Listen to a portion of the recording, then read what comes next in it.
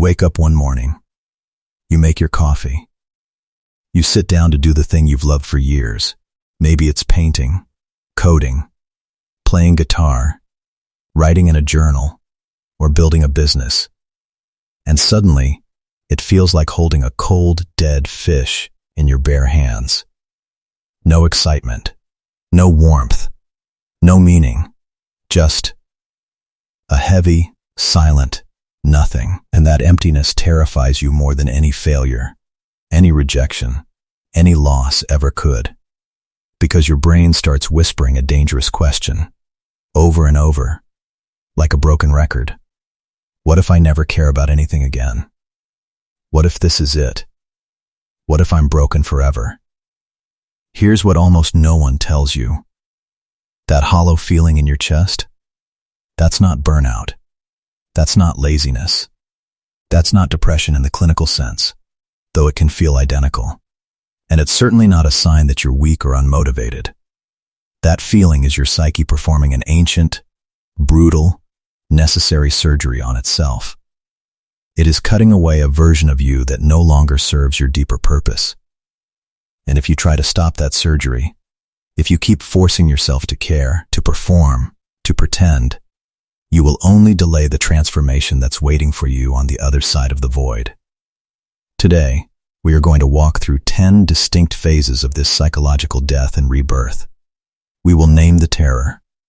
We will sit with the emptiness. We will expose the lies that hustle culture has sold you about passion and purpose.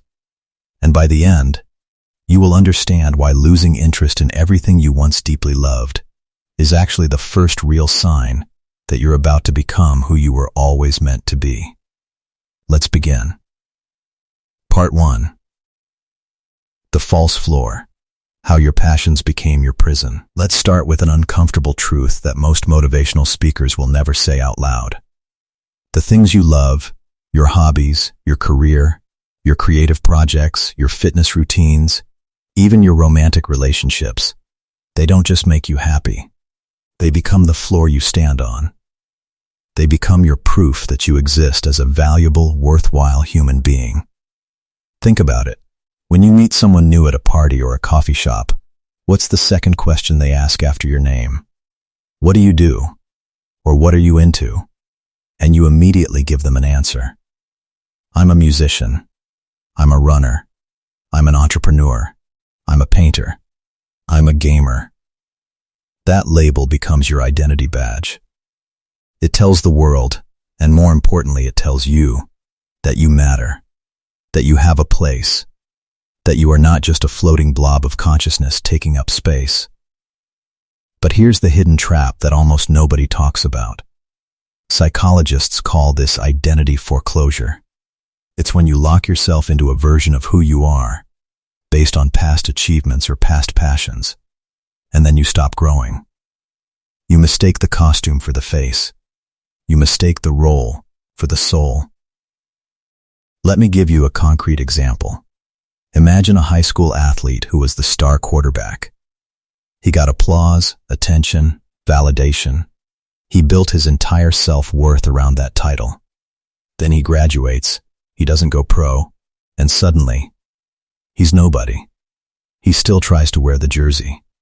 He still tells stories about the old games. But the energy is gone. The floor has collapsed. That's an extreme example. But the same thing happens to the corporate executive who gets laid off, the artist whose work stops selling, the parent whose children leave for college, the YouTuber whose views drop. You are not immune. None of us are. So when you lose interest in that activity, you're not just losing a hobby. You're experiencing what depth psychology calls an ego death. The floor you were standing on suddenly collapses, and you realize, often with paralyzing terror, that it was never solid ground to begin with. It was a false floor built on top of a much deeper, much darker, much more mysterious space. And the terror you feel? That's not fear of boredom. That's the fear of falling into that darkness without knowing if you'll ever land, or if you'll just keep falling forever. Here's a rhetorical question for you to hold on to for this entire video. If I stripped away every achievement, every title, every passion, every relationship label, and every social role I own. What would be left of me? Most people cannot answer that in under 30 seconds. Most people cannot answer it at all. And that's exactly the point. In the next section, we're going to uncover where your energy actually goes when the passion dies. And I promise you, it's not what you think. Part 2. The withdrawal of libido. Why your energy abandons you. In-depth psychology, specifically the work of Jung, there's a concept called libido. And no, I'm not just talking about sexual energy. Jung redefined libido as psychic energy, the raw, neutral fuel behind all your desires, interests, motivations, and curiosities. Think of libido as electricity. It can power a light bulb, a laptop, a factory, or a weapon. The electricity itself doesn't care. It just flows where the circuits are open. When you love something, you are investing your libido into that symbol, that guitar, that business, that art project, that relationship, that fitness goal. The symbol becomes a container for your life force. It lights up. It feels meaningful. It feels alive. But symbols don't last forever. They have a shelf life, sometimes a short one, sometimes a long one. But eventually, every container starts to crack. At some point, often without warning, the symbol can no longer hold the amount of energy your soul is trying to pour into it. The container is too small, or it's made of the wrong material, or it was never really yours to begin with. It was handed to you by your parents, your culture, your peer group. And when that happens, the psyche does something incredibly intelligent, even though it feels terrible. It withdraws the libido. It pulls your energy back out of that symbol so it can find a new, larger, more appropriate container for the next chapter of your life. But here's the catch. You don't feel the withdrawal as relief. You don't feel it as clarity or freedom. You feel it as emptiness, as anhedonia, as a profound, soul-crushing meh toward everything you used to love. Your brain interprets this as a loss, because it is a loss. You are losing the old relationship between your desire and its object. And the brain hates loss more than it loves gain. That's a known neurological fact. Let me give you an example that might hit close to home. Think about a video game you played obsessively for 6 months. You knew every map, every secret, every strategy, every exploit. You dreamed about it. You talked about it with friends. Then one day, you loaded it up, played for 5 minutes, and just quit. Not because you were angry, not because it got too hard, not because you found a better game, but because the energy was gone. The symbol stopped working for you. The circuit closed. That's a small death, harmless even. You shrug and move on to the next game. Now imagine that same withdrawal happening with your career, with your life's work, with the identity you've built for 10, 15, or 20 years. That's not harmless. That's devastating. That's disorienting. That's the kind of experience that makes grown adults cry in the shower or stare at the ceiling at 3 a.m. And that's exactly what's happening to you right now, or to someone you love. But here's the question most self-help content refuses to ask, because it's not sexy and it doesn't sell courses. What if the emptiness isn't a problem to solve, but a destination to arrive at? What if the void is not an error in your operating system, but a feature? Because the void you're so afraid of falling into, that's not the end of the story. That's not the final chapter. That's the waiting room for your rebirth. And the waiting room is uncomfortable by design. If it were comfortable, you'd never leave. Here's your second rhetorical question for this section. What if the part of you that's panicking right now is actually the part that needs to die? Sit with that. Let it land. We'll come back to it. Part 3. The descent. Why you must stop fighting the void. Here is where most people make a catastrophic, life-derailing mistake. When the libido withdraws, when the passion dies, when the old identity starts crumbling like a sandstone cliff in a storm, their first instinct is to grab onto something, anything, to fill the hole. They double down on the old hobby with desperate intensity. They start a brand new project with manic, caffeine-fueled energy. They binge-watch motivational videos at 2 a.m. They chase dopamine hits through food, shopping, social media scrolling, or casual relationships. All of these are attempts to avoid the descent. But avoidance doesn't heal. Avoidance only postpones. And postponement turns a 6-month winter into a 3-year wandering in the desert. Think of it like this. If a building is on fire, you don't try to redecorate the living room. You don't hang new curtains or rearrange the furniture. You let the building burn. You let the fire consume everything that's no longer structurally sound. And only after the fire has finished its work, only when the ashes are cold, do you walk through the rubble and ask, what wants to be built here? Your psyche is on fire right now, not with passion, with purification. The interests that are dying, they needed to die, not because they were bad or wrong or sinful, but because they were too small for the person you are becoming.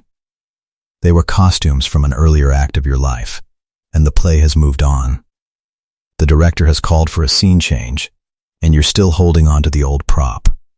You cannot wear a child's Halloween costume to a boardroom meeting, and you cannot carry a 20-year-old passion, no matter how beautiful or successful it once was, into a version of yourself that hasn't even been born yet.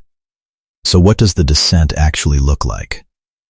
Let me paint it in vivid detail. It looks like boredom.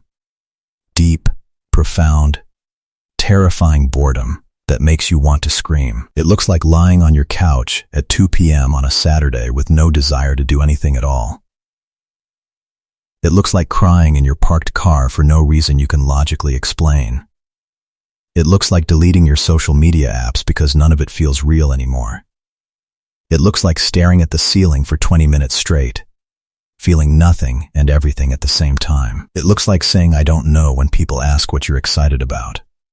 It looks like avoiding friends because you don't have the energy to pretend. It looks like old hobbies gathering dust in the corner of your garage. And here's the radical, uncomfortable, healing truth I need you to hear.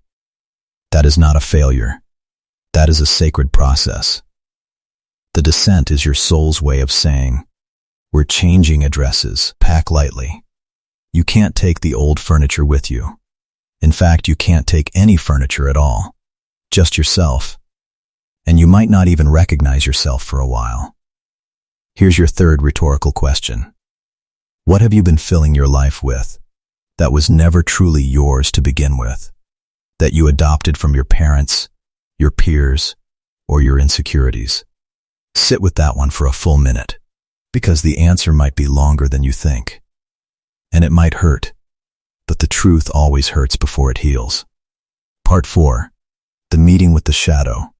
What's actually living in the emptiness. Now we arrive at the most misunderstood, most avoided, most powerful part of the journey. Most people, including many therapists, coaches, and self-help authors, believe that the void is empty. A blank, neutral, nothing space, a psychological vacuum. That is false. Completely and dangerously false. The void is not empty. The void is full. It is stuffed to the brim with everything you have repressed, ignored, denied, abandoned, and disowned over the course of your entire life. Your unexpressed anger at your parents. Your buried grief over losses you never mourned. Your forgotten childhood dreams that you labeled impractical. Your secret fears about death, meaninglessness, and abandonment. Your shame about past failures that you've never fully processed. Your rage at people who hurt you and got away with it. Jung called this the shadow. And when your libido withdraws from external symbols, when the passion dies, it doesn't disappear into thin air. It doesn't evaporate. Energy cannot be destroyed, only transformed. that libido falls inward. It falls directly into the shadow. And then it starts lighting up all the things you've been avoiding for years, sometimes decades. So when you say, "I've lost interest in everything," what you're really experiencing is this. Your energy is now trapped in the basement of your psyche, illuminating old wounds, old fears, old griefs. And until you go down there, until you open the basement door and sit with whatever is down there, your energy cannot come back upstairs to fuel new passions, new relationships, new projects. This is why forcing yourself to find a new hobby almost never works. You can't build a new house while your basement is flooding. You can't plant a new garden while the soil is poisoned with old toxins. Let me give you a specific, detailed example. Let's say you were a competitive athlete for 15 years, from age 10 to 25. You loved it. It defined you. Your friends were athletes. Your identity was the strong one. Your social value came from trophies and stats. Then one day the fire died. You stop training. You gain weight. You feel lost, empty, useless. You try other things: photography, cooking, woodworking, coding. But nothing sticks. The emptiness remains. The void just sits there, grinning. Why? Because the shadow is holding something.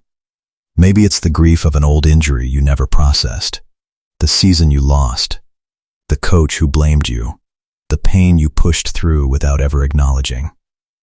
Maybe it's the rage at a parent who only loved you when you won. Maybe it's the terror that without the sport you have no value at all. Maybe it's the shame of a moment when you cheated or lied to maintain your image. Until you meet that shadow, until you sit with that grief, that rage, that terror, that shame, your libido stays locked in the basement. It cannot flow into photography or cooking or coding or anything else. It's stuck, frozen, waiting. And the only way to free it is to stop running from the emptiness and start listening to it.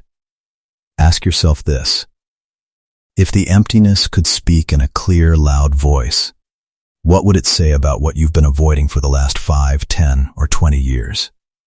Don't answer immediately. Close your eyes for a moment. Breathe. Then write down the first answer that comes. Don't edit it. Don't judge it. Don't rationalize it. Just write. That answer is the key to your locked basement. We'll talk about what to do with it in Part 7. Part 5. The death of the persona. Who you were versus who you're becoming. We need to talk about masks. Specifically, the one you wear every single day without realizing you're wearing it. Every single one of us wears what Jung called a persona, a social mask that presents a curated, edited, approved version of ourselves to the world. The successful professional, the devoted parent, the passionate artist, the loyal friend, the strong, silent type, the funny, life of the party type, the humble, self-deprecating type. These masks are not bad. They are not evil. They help us function in society. They oil the gears of social interaction. They protect us from rejection and chaos. But they become dangerous when we forget that we are wearing them. When we mistake the mask for the face underneath. When we believe that the persona is the whole truth of who we are. Losing interest in your passions is terrifying precisely because it threatens your persona. If you stop caring about the thing that made you the creative one, or the ambitious one, or the reliable one, or the strong one, then who are you? What do you tell people at dinner parties? What do you write on your Instagram bio? What do you say when someone asks, "So what have you been up to lately?" The persona begins to crack.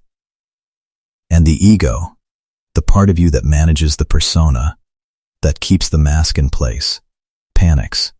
It sends up alarm signals. It floods your system with anxiety, dread, and existential terror. But here's what the ego doesn't understand. The persona cracking is not a disaster. It's a relief. It's a liberation. It's the sound of a prison door finally opening after years of self-imposed captivity. Because the mask was suffocating you. And you didn't even know it. You thought the mask was your face. You thought the role was your soul. Think about the last time you forced yourself to smile at a social event when you felt like crying inside. That was the persona performing. Think about the last time you posted something online just to maintain an image, even though it felt hollow and performative. That was the persona performing. Think about the last time you showed up to a hobby you no longer loved, just because people expected you to, just because that's what you do. That was the persona performing. The death of interest is the death of performance. And that is a gift. A painful, disorienting, terrifying, beautiful gift.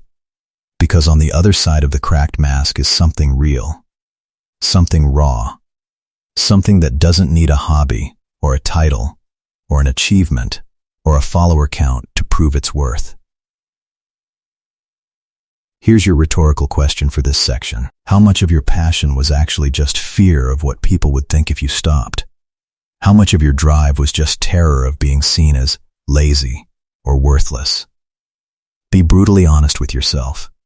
The answer might hurt, but the truth always hurts before it heals.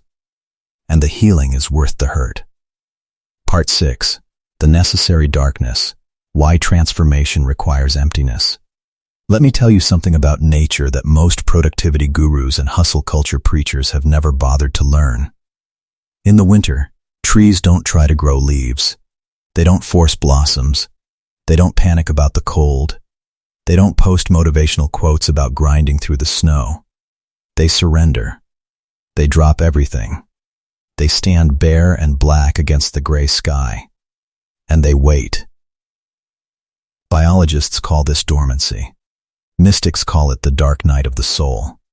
Psychologists call it the depressive position, or the liminal phase. But whatever you name it, the principle is the same. Before anything new can grow, the old must be fully, completely, and without apology, let go.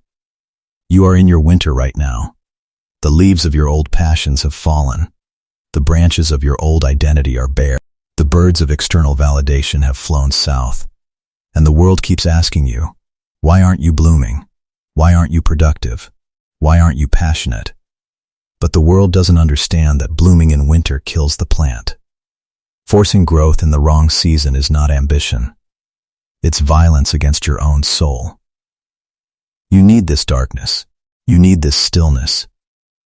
You need to feel the emptiness, not as a problem to fix, not as a symptom of brokenness, but as a season to endure and even to honor. Because here's what's happening beneath the soil, where no one can see, where no camera can film, where no Instagram story can capture. Your root system is expanding. The underground part of you, the part that doesn't need sunlight or applause or external validation or likes or shares or trophies, that part is growing deeper, wider, stronger than it ever could have grown while you were busy showing off your flowers above ground. When spring finally comes, and it will come, but not on your schedule, not because you forced it, not because you manifested it, you will not simply resume your old passions, you will grow new ones. Passions you cannot even imagine right now. Passions that come not from ego, not from performance, not from fear, but from a much deeper, much more authentic, much more integrated place. But you cannot rush the roots. You cannot demand the bloom before the frost has passed. You cannot negotiate with the seasons. So here is the hardest question of this entire script, the one that separates the people who will transform from the people who will stay stuck for years. Can you love yourself enough to let yourself be empty without hating yourself for it? Can you sit in the darkness and call it home, even just for a season? Because that's the real test. Not whether you can find a new hobby, not whether you can manifest a new purpose, but whether you can be with yourself when there is nothing to do, nothing to achieve, nothing to prove. That is the doorway, and most people will never walk through it. But you can. Part 7. The rebuilding. How new passion emerges without forcing it. Now let's talk about what happens after the descent. After the winter. After the void has done its work, because the void does not last forever. The winter does eventually end. The dawn does eventually come. And when it does, something remarkable, almost magical occurs. You don't choose your new passion. It chooses you. I want you to hear that again, because it's the opposite of everything hustle culture, manifestation culture, and toxic productivity culture has taught you. You do not manifest your new purpose through sheer willpower, vision boards, 5 a.m. morning routines, or affirmations. Your new purpose emerges spontaneously, organically, almost accidentally, when the conditions are right. Think about the last time you fell in love with something new. I mean truly, deeply fell in love. Not a forced interest, not a should, but a genuine, joyful, energizing fascination. Did you force it? Did you sit down and say, today I will become passionate about watercolor painting, and I will schedule passion from 2 p.m. to 4 p.m.? No. You stumbled into it. You saw something, or heard something, or tried something on a whim, and suddenly your libido flowed into it without resistance, without effort, without forcing. That's the model. That's how authentic passion works. It's not a task. It's a response. So if you're in the void right now, if you're in the winter, your only job is to prepare the soil, not to plant the seeds, not to force the growth, not to water the ground with anxiety, just to prepare. How do you prepare? Let me give you 4 concrete actionable steps. Step 1. You stop fighting the emptiness. You let yourself be bored. You let yourself be still. You stop reaching for your phone every time a moment of silence appears. You stop treating boredom as an emergency. You learn to sit in the quiet without running. Step 2. You create what the poet Rilke called space for the possible. You clear your calendar. You say no to obligations that don't serve you. You simplify your environment. You remove clutter, physical, digital, social, emotional. You make room for something new to arrive. A crowded house cannot welcome a guest. Step 3. You pay attention to small sparks. Not passions, sparks. A 2-minute interest in a random YouTube video. A 5-second curiosity about a topic you've never explored. A fleeting memory of something you loved as a child, before you cared what anyone thought. A sudden urge to go for a walk in a new direction. These sparks are not your new passion, but they are messengers. They are your libido testing the door, seeing if it's safe to come out, checking if the basement has been cleaned. Step 4, and this is the most important, the most overlooked, the most powerful. You do not judge the sparks. You don't say, that's silly, I'm too old for that. You don't say, that's not productive enough, I should be passionate about something more impressive. You don't say, that won't make money, so it's worthless. You just notice. You just allow. You just stay curious. You treat the spark as sacred, because it is. Here's your rhetorical question for the rebuilding phase. What small, forgotten, dismissed curiosity have you been ignoring because it didn't seem important enough to follow? What spark have you been stepping over on your way to more serious things? That dismissed curiosity might be the seed of your next life. Don't kill it before it has a chance to grow. Don't be the gardener who pulls up the sprout, because it doesn't look like a tree yet. Part 8. The emergence. What awaits on the other side of the void? Let me paint you a picture of what comes after the descent. After the winter. After the void. After the burning. It is not constant happiness. It is not endless motivation. It is not a life without struggle, doubt, fear, or sadness. Anyone who promises you that is selling something fake. But it is something better. It is authenticity. It is integrity. It is wholeness. When you emerge from the descent, when you have sat in the void, met your shadow, mourned your losses, and let the old identity burn. You no longer chase passions to prove your worth. You engage with activities because they genuinely interest you in the present moment, and you withdraw from them when they don't, without guilt, without shame, without self-flagellation. Your identity is no longer glued to your hobbies.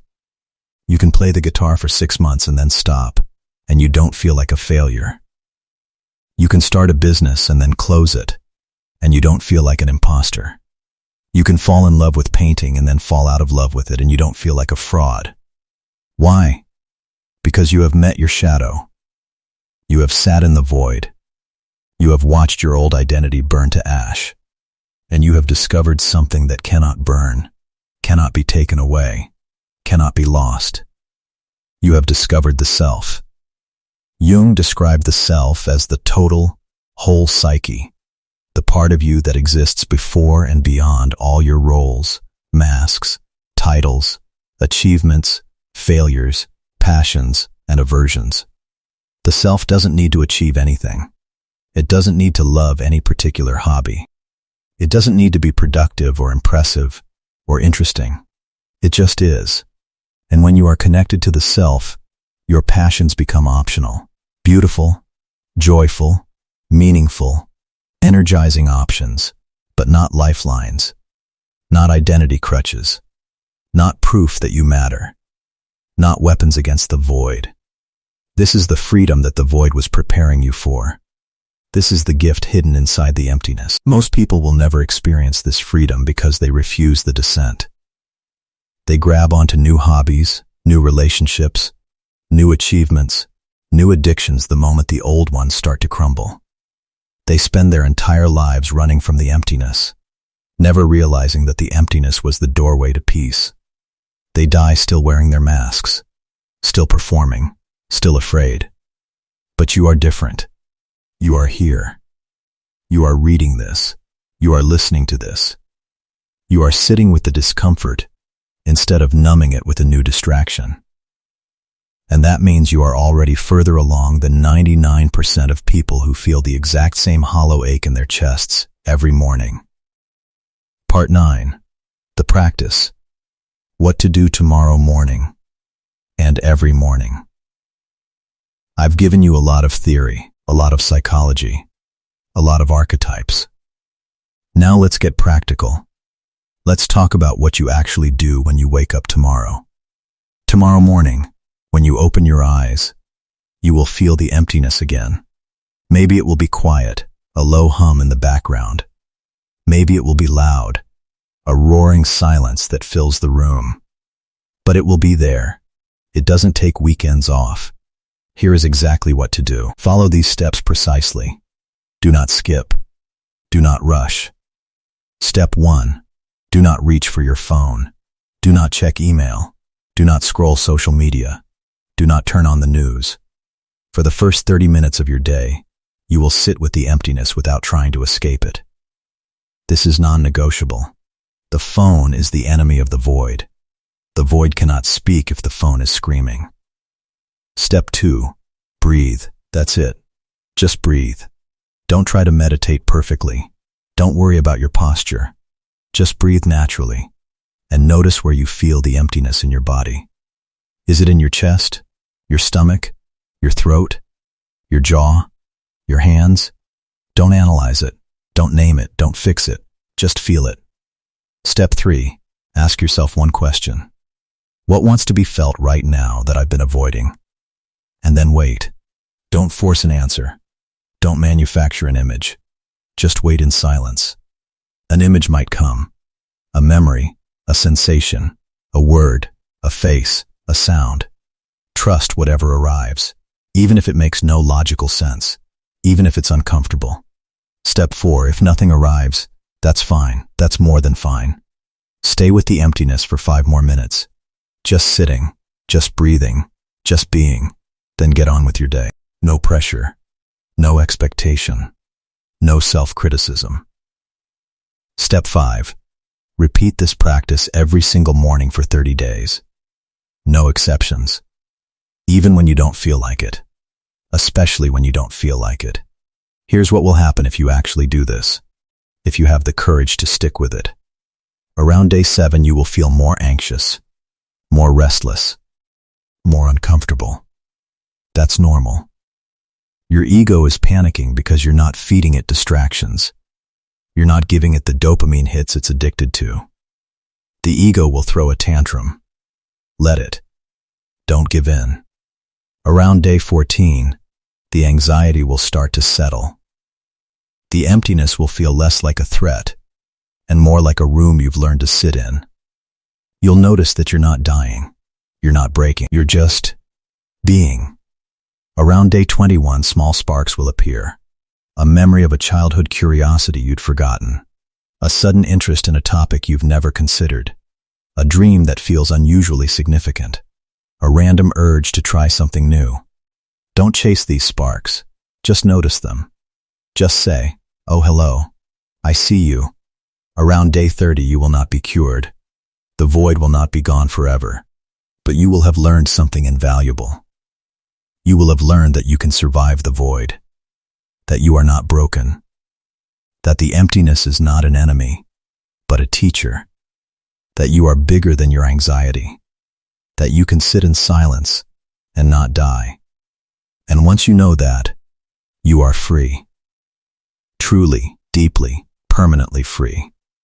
Here is your final rhetorical question of this entire script. What would your life look like if you stopped being afraid of your own emptiness? If you stopped running, stopped filling, stopped forcing, stopped performing? Think about that. Really think about it. Because that life is not theoretical. It is not a fantasy. It is waiting for you on the other side of this descent. And the only thing standing between you and that life is your willingness to sit in the void for 30 minutes every morning. Part 10. The Return. Bringing the gift back to the world. There is one final phase that most people forget. One final stage after the emergence. In every hero's journey, every myth, every fairy tale, every psychological transformation, there is not just the descent and the return. There is also the return to the community. The hero does not stay in the cave forever. The hero does not hoard the treasure. The hero comes back and shares what was learned. So let me ask you, what will you do with your transformation? When you emerge from the void, when you have met your shadow, mourned your losses, let your old identity burn, and found your connection to the self, you will see the world differently. You will see other people's struggles differently. You will recognize the emptiness in their eyes because you have lived in it. And you will have a choice. You can stay isolated, protecting your newfound peace like a dragon guarding gold. Or you can return, not as a savior, not as a guru, but as a quiet, grounded, compassionate presence. Someone who can sit with another person's void without panicking. Someone who can say, "I've been there. You're not broken. This is the winter. The spring will come." That is the final gift of the descent. Not just your own healing, but the ability to be a container for someone else's darkness. To hold space without fixing. To witness without judging. To love without performing. This is how the void transforms not just individuals but entire cultures. One person at a time. One morning practice at a time. One courageous sit with the emptiness at a time. Conclusion: the burning is the birth. Let me bring this home one last time. You did not lose interest in everything you once loved because you are lazy, broken, depressed, unmotivated, or weak. You lost interest because those passions were costumes from a previous version of you. And that version of you needed to die, not as a punishment, not as a failure, but as a natural, necessary, sacred evolution, so a more authentic, more integrated, more whole, more grounded version of you could be born. The void is not your enemy. It is not a curse. It is not a sign that you've been abandoned by the universe. The void is your midwife. It is the darkness before the dawn. It is the silence before the music. It is the empty page before the masterpiece. So here is my final challenge to you. Stop running. Stop filling. Stop forcing. Stop performing.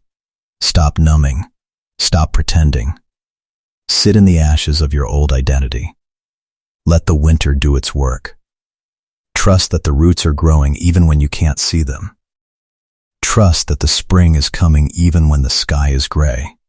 And when the spring finally comes, when a new passion, a new purpose, a new way of being emerges from the darkness, not because you forced it, but because the time was right, you will know that you earned it. Not through hustle, not through force, not through grinding yourself into dust, but through the courage to let go, through the courage to be empty, through the courage to trust the void. That is the archetypal meaning of losing interest in everything you once deeply loved. It is not an ending. It is the beginning you were too afraid to name.